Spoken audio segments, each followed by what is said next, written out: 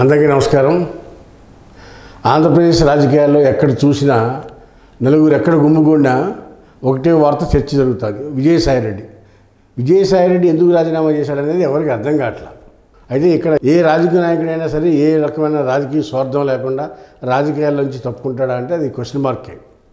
అయితే విజయసాయిరెడ్డి గారు రాజీనామానికి పెద్ద కుట్రే ఉంది.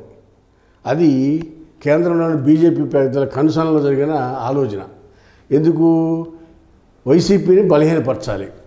పాయింట్ నెంబర్ 1, బలహీనపరచాలంటే వైసీపీలో ఉన్న రాజ్యసభ సభ్యులందరినీ కూడా 11 మంది రాజ్యసభ సభ్యులు ఉంటే ఆల్రెడీ 3 చేపించారు. విజయసాయిరెడ్డితో 4 అయిపోయారు. ఇకపోతే 7 ఉన్నారు. ఈ 4లో విజయసాయిరెడ్డి అనేవాడు వైసీపీ ప్రధానమైన వ్యక్తి. జగన్మోహన్ రెడ్డి తర్వాత ఆ పార్టీకి వెన్ను దన్ను అన్నీ తానే పనిచేశాడు విజయసాయిరెడ్డి రాజీనామా చేశారంటే చాలామంది కేడర్కి పార్టీ ఉంటుందా ఊడిపోతుందా, వాళ్ళ పార్టీ పరిస్థితి ఏంటి అని ఆందోళన చెందుతున్నారు వైసీపీ కేడరు. అయితే ఈ పరిస్థితుల్లో ఒక వ్యూహం ఉంది. ఇక్కడ విజయసాయిరెడ్డి రాజీనామా చేయడానికి కారణం ఏంటంటే విజయసాయిరెడ్డికి జగన్మోహన్ రెడ్డికి అంతర్గతంగా కొన్ని విభేదాలు ఉన్నాయని చెప్పి పార్టీలో వార్తలు నడుస్తూ ఉన్నాయి. అయితే ఎందుకు ఉన్నాయంటే వీళ్ళిద్దరికీ వైజాగ్లో ఇన్ఛార్జిగా ఉన్నప్పుడు అక్కడ కొన్ని వివాదాలకి విజయసాయిరెడ్డి కారకుడని జగన్మోహన్ రెడ్డి తీసుకొచ్చి పార్టీ ఆఫీసులో ఇన్ఛార్జి పెట్టారు ఆయన్ని. అయితే అక్కడ పెడితే అక్కడ కూడా డిజిటల్ కోఆర్డినేటర్ పెట్టారు. అది కూడా తీసేసి సజ్జల భార్గవరెడ్డికి డిజిటల్ కంటెంట్ ప్రొవైడర్గా పెట్టి అక్కడి నుంచి కూడా తీసుకెళ్ళి నెల్లూరు లోక్సభకి ఇచ్చారు. ఇదేది కూడా విజయసాయిరెడ్డికి ఇష్టం లేదు. అయినా సరే జగన్మోహన్ రెడ్డి మాట కాదనలేక నెల్లూరు వెళ్ళి పోటీ చేశాడు. అక్కడ చిత్తుగా ఓడిపోయాడు ఇక్కడ నెల్లూరు లోక్సభలో. అయినా ఆల్రెడీ రాజ్యసభ మెంబర్ ఉన్న ఆయన సీటు ఇవ్వాల్సిన అవసరం, నుంచోబెట్టాల్సిన అవసరం లేదు. క్యాండిడేట్లు దొరక్క జగన్మోహన్ రెడ్డి గారు ఇక్కడికి విజయసాయిరెడ్డిని పంపించారు. అయితే విజయసాయిరెడ్డి గారు ఏంటి ఆ రోజు నుంచి మనసులో బాధపడతా ఉన్నాడు. నా పరిస్థితి ఎలా అయిపోయింది ఏంటని.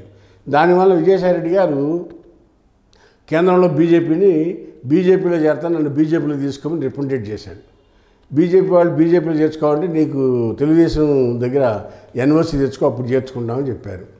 తెలుగుదేశం పెద్దలు టచ్లోకి వెళ్తే నువ్వు అప్రూవల్గా మారిపోతే నువ్వు జగన్మోహన్ రెడ్డి చేసిన అన్ని కార్యక్రమాలు, అవినీతి కార్యక్రమాలు కానీ లేకపోతే రాజకీయ కార్యక్రమాలు వీటన్నిటి మీద కూడా మీరు గవర్నమెంట్కి అప్రూవల్గా మారిపోతే నేను పార్టీలో బీజేపీలో చేర్చుకుంటే మేము అనుమతిస్తామని తెలుగుదేశం వాళ్ళు చెప్పారు. విజయసాయిరెడ్డి ఏం చేయాలో అర్థం కాక బీజేపీ పెద్దలకు వెళ్ళి టీడీపీతో సాధ్యపడుతుంది, ఏం చేయమంటారు చెప్పలేదు. అయితే నువ్వు రాజీనామా చేసి కాలక్రమేణా కొంతకాలం తర్వాత నిన్ను ప్రజలు మర్చిపోయిన తర్వాత నిన్ను ఏదో రాష్ట్రానికి గవర్నర్ చేస్తామని చెప్పి మాట ఇచ్చినట్టుగా తెలుస్తుంది. దానికి జగన్మోహన్ రెడ్డి గారిని ఒప్పించుకుని ఆయన వైసీపీ పార్టీకి రాజకీయాలకి స్విచ్ పలికాడు. ఎందుకంటే ఏదో రాజకీయ పార్టీలో యాక్టివ్గా ఉంటే గవర్నర్ పదవి ఇవ్వడానికి వీలవదు. కాబట్టి ఆయన నేను వ్యవసాయం చేసుకున్నా అని చెప్పి తాత్కాలికంగా రాజకీయాలకి స్విచ్ పలికి ఆయన ఏదో వ్యవసాయం చేసుకున్నట్టుగా. వ్యవసాయం చేస్తారు ఎవరైనా, అంత ఇంట్రెస్ట్ ఉన్నాళ్ళు ఎవరు కదా. ఆయన చార్టెడ్ అకౌంట్ వృత్తిరీత్యా.